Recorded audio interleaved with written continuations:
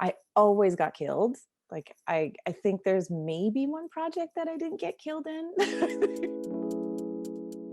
Hi, I'm Monica Mustelier, and I'm a writer and director.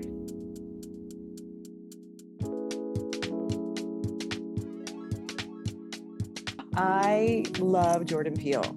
I've loved him since he did Key and Peele, the sketch comedy stuff. I love everything he's done, like Get Out and Us. I remember sitting in the movie theater with my husband, and it was just the beginning of Us. I think it was like maybe 5 minutes in, and I was like, why are we here? Why am I doing this to myself? But I just love I love the symbolism and his vision. Yeah, and how it's like a social commentary on what's happening currently, which I love to bring that into filmmaking and storytelling as well. And I love Judd Apatow for his comedy. It's always different for everybody, right? I really like to know what the structure of whatever I am in, like filmmaking and or storytelling in, because then I can color outside of the lines and the story still makes sense and still form like something that's really beautiful or intriguing.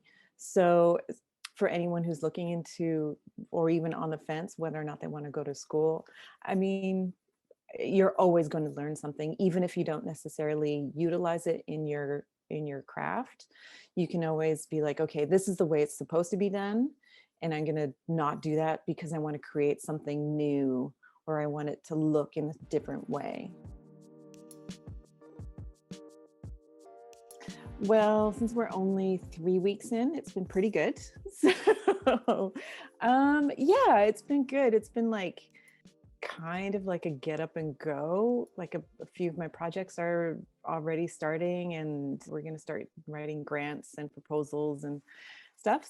And also homeschooling and online learning. So balancing like real life, family and creative stuff. It's, it's good, busy, but it's good. A lot of the roles that I was going out for were kind of stereotypical, and I didn't have a last name. I always got killed. Like I think there's maybe one project that I didn't get killed in. I don't know. I just became bored and I fell out of love with the hustle of acting. And I just give it up to all my friends who are still doing it, because it's tough. It's really, really tough. So then I just took a break, just almost to gain perspective of how I wanted to continue being creative and being a storyteller, since I've always been a storyteller. And I did a couple of projects coming sort of back in this new form, and I loved it. I loved it. I loved working with the actors. I loved working with the crew. And I found that it was so collaborative, and film, that was like, it really filled me up. So I was like, yeah, I'm good. This is what I'm going to do now. This is me. I'm at the wardrobe fitting, and then I look up, because at the wardrobe, they have like headshots of everybody. I look up and there's like Cuba Gooding Jr.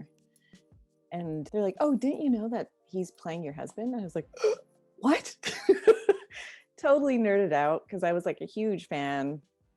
And he's like, we're supposed to have this argument just before we get on. And he's just like, oh my God, I'm having a great time with you. And, I'm really enjoying our conversation. He's like, how am I going to do this? And I was like, well, you obviously didn't deserve the Oscar. So, and then he's like, okay, shots fired, let's go. So yeah, that was probably one of my favorite shoots to be on. Yeah, that moment came when I was acting, for sure, like several times. As an actor, you just put so much work in and so many hours, like in like studying, going to classes, getting new headshots, auditioning. It's like so many hours are accumulated into creating your craft. And then you get an audition, you get like 2 lines. Starting out as like a day player, you go and you say like, would you like your coffee, sir? And they're like, nah, sorry, that we don't want you.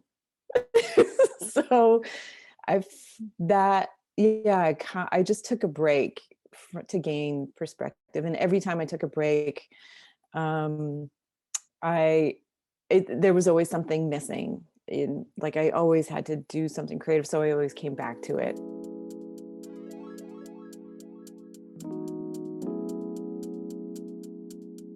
Just keep doing it, and then find people that you love to work with. Like if you find your film crew, literally and figuratively, but if you find your people, you will always be, it's almost like you kind of keep creating with those people as you move along. And, it's filmmaking, it's storytelling. So, we're not curing cancer, but we're definitely have the power to inspire, to motivate, to make someone feel seen, which is really important for me. It's telling stories where people feel seen and feel heard and relating.